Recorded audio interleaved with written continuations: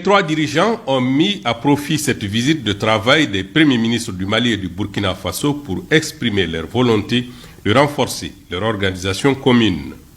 L'Alliance des États du Sahel ambitionne de fédérer les trois peuples et les trois États pour faire de notre espace un havre de sécurité en combattant ensemble le terrorisme.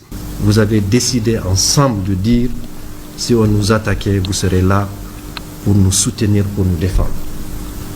C'est un geste historique qu'aucun Nigérien n'oubliera. Je voudrais encore une fois, au nom de notre pays, vous exprimer toute notre gratitude. Depuis le 26 juillet dernier, nos trois pays se sont retrouvés et poursuivre ensemble la route longue, difficile, parce que parsemée d'obstacles multiples et variés pour la reconquête de leur souveraineté et de leur indépendance. La vraie. Celle qui leur permet de décider par eux-mêmes et pour eux-mêmes aussi bien de leurs choix économiques, politiques et socioculturels. Bon, au Niger, quand nous avons vu l'enthousiasme hier, on a compris que le mouvement a été pris dans toute son ampleur. Donc nous devons avancer ensemble. Ne négligeons pas les obstacles, mais voyons l'objectif. C'est ça que nous devons voir. Donc nous devons mener ce combat-là de conviction pour que nous sachions tous que nous n'avons que la même direction. Je voudrais saluer le peuple nigérien, le peuple malien, le peuple burkinabé, pour avoir décidé quelque chose de très sérieux dans l'histoire de l'Afrique. La création de l'Alliance des États du Sahel. Mais si vous regardez, en plus que ces pays sont frères, amis, leur destin était lié avant, parce que si vous regardez le changement dans ces trois pays, la cause est la même.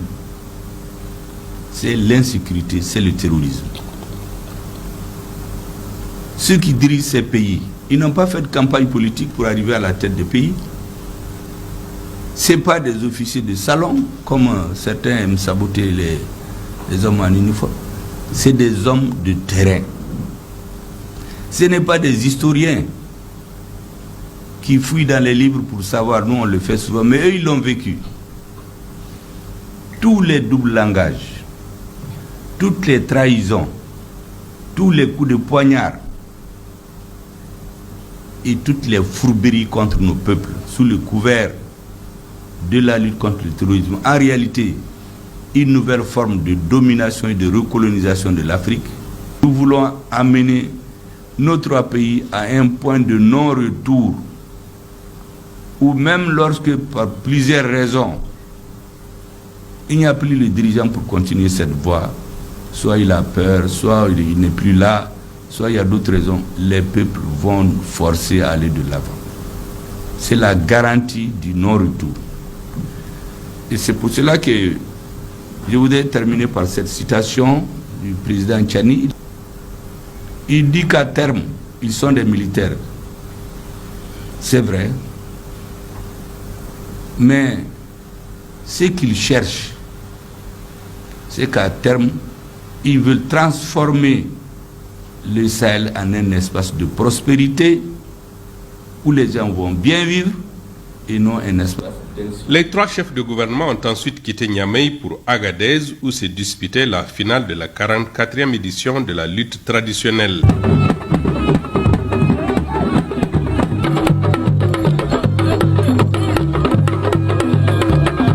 La lutte traditionnelle, il faut le rappeler, est le sport roi au Niger et tout a été mis en œuvre pour assurer une belle fête auréolée par les remises de prix aux champions de toutes les catégories.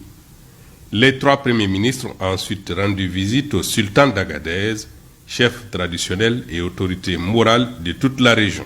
Les chefs de gouvernement et leurs délégations ont ensuite visité la mosquée d'Agadez, construite par l'empereur Askia Mohamed lors de son pèlerinage à la Mecque vers 1500, et haute de 27 mètres, constituant ainsi le plus grand édifice en terre battue au monde. Et à la fin de la rencontre, les 3 chefs de gouvernement ont animé une conférence de presse commune pour restituer à la presse les conclusions de leurs travaux. Le Premier ministre Shogel Kokala Maïga est revenu sur les motivations profondes de la création de l'Alliance des États du Sahel. On l'écoute au micro de nos invités. Le Niger, nous ne sommes pas seulement des amis. Parce que les amis, on les choisit. Ils peuvent être loin de vous. Mais les frères, on ne les choisit pas. Nous sommes des parents. C'est au Niger que vit la plus grande communauté de Maliens en dehors de la République du Mali et avant la Côte d'Ivoire. Donc pour tout Malien, le Niger, c'est notre deuxième patrie. Le Burkina Faso, la même chose.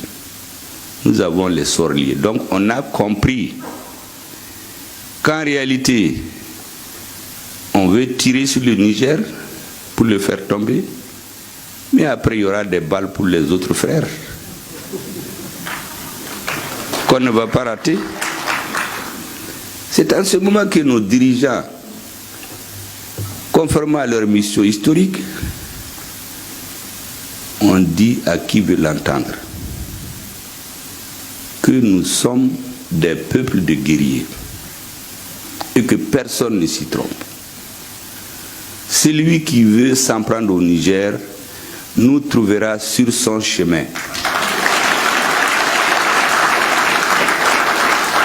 Et le responsable du pays qui prendra sur lui la responsabilité de s'en prendre au Niger ne le regrettera pas.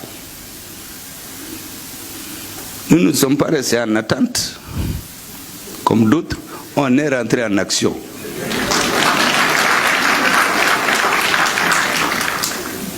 Et c'est ainsi que naquit l'AES. Si vous remarquez, ça a commencé par les questions de sécurité. Aujourd'hui, la collaboration entre nos 3 armées atteint un niveau d'intégration extrêmement élevé. Et ça fait peur à certains.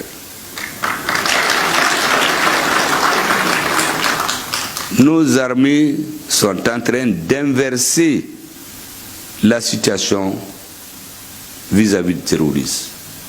Nous avons les preuves au Mali que tous ces mouvements dits terroristes sont créés, sponsorisés par les services secrets de certains pays qui prétendent être nos amis. Mais c'est une amitié qui est écrite en rouge, en lettres de sang. Ce n'est pas d'une amitié. Elle se nourrit du sang de nos enfants. Nous avons dit que nous ne voulons pas de cette amitié. Nous voulons de l'amitié africaine. Quand vous êtes des amis, en plus des frères, vous vous entraidez. Retour à Bamako, réveillon 2023-2024. C'est devenu une tradition. 2023-2024 commence très bien. Avec la rencontre des 3 ministres sahéliens, vous avez compris vous-même que nous devons rendre gloire à Dieu. Parce que nous allons beau parler, il ne faut pas que nous oublions ce qui s'est passé en 2023. Malgré toutes les difficultés, malgré toutes les barrières qu'il y avait autour de nous, la guerre que vit l'Ukraine et la Russie a servi à certains États africains qui en ont profité pour accélérer leurs relations avec la Russie. Voyez-vous, il y a des présidents qui vous disent « Moi, je traite avec la Russie depuis 1990. » Il y en a qui vous disent qu'ils traitent depuis 1960 même. Mais seulement, j'ai envie de leur dire que depuis ces années, vous traitez avec la Russie, mais vous n'avez jamais tiré les meilleures parties de votre relation avec la Russie. Et n'ayez pas honte de reconnaître cela. Que malgré que vous traitez avec eux, vous n'avez pas tiré, c'est-à-dire le bénéfice de votre relation. Vous êtes toujours resté attaché à la France, asphyxié par la France, étranglé par la France. Aujourd'hui, c'est votre fils. Votre petit-fils pour beaucoup d'entre vous. Parce que si tu regardes M. Paul Biya et tu regardes Assimi Goïta, le petit-fils de Paul Biya. Donc, c'est votre petit-fils aujourd'hui qui est venu et qui a relancé ses relations avec la Russie et qui est en train de tirer le meilleur de cette relation. Le changement s'est vu et nous avons vu naître l'Alliance des États du Sahel qui compte ces 3 pays. Parce que vous avez des militaires qui ont pris le pouvoir et ces militaires ont subi les pertes en vies humaines de leurs proches, de leurs compagnons de guerre, de leurs amis.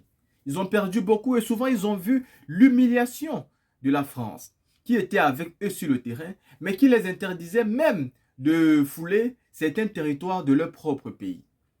Ces différents hommes maintenus ont fait donc des coups d'État au président dictateur qui était élu par une voie apparemment démocrate, mais qui selon nous n'a jamais été la voie démocrate. Parce que la véritable démocratie, c'est quand la majorité de la population te choisit. Mais ce n'est pas quand un tiers de la population choisit. Un tiers. Et si on va même voir, ça n'atteint même pas le 1/3 de la population. Vous organisez les élections et seulement 1 million de personnes ou 2 participent. Vous gagnez cette élection souvent dans des pays qui ont plus de 20 millions d'habitants et plus de 10 millions de population qui est en âge de voter. Et vous avez un seul petit million qui vous vote et vous pensez que vous êtes un président démocratiquement élu. Ce n'est pas la vérité. Vous devez mettre les conditions en place pour que tous les citoyens puissent voter s'ils en ont besoin. Vous devez rendre les pièces d'identité à tout un chacun. Vous devez respecter le droit sur la nationalité et respecter les étrangers qui sont dans vos différents pays. Organisez des élections libres, transparentes et inclusives et plus exclusives. La team, n'oublions donc pas que l'année 2023, même si elle a été difficile, on a eu de très bonnes nouvelles. Et que nous entrons en 2024 avec la ferme volonté que les États du Sahel auront leur propre monnaie. Inch'Allah, après la fin de cette année. La team, dites-moi ce que vous pensez par rapport à cette vidéo que vous avez vue.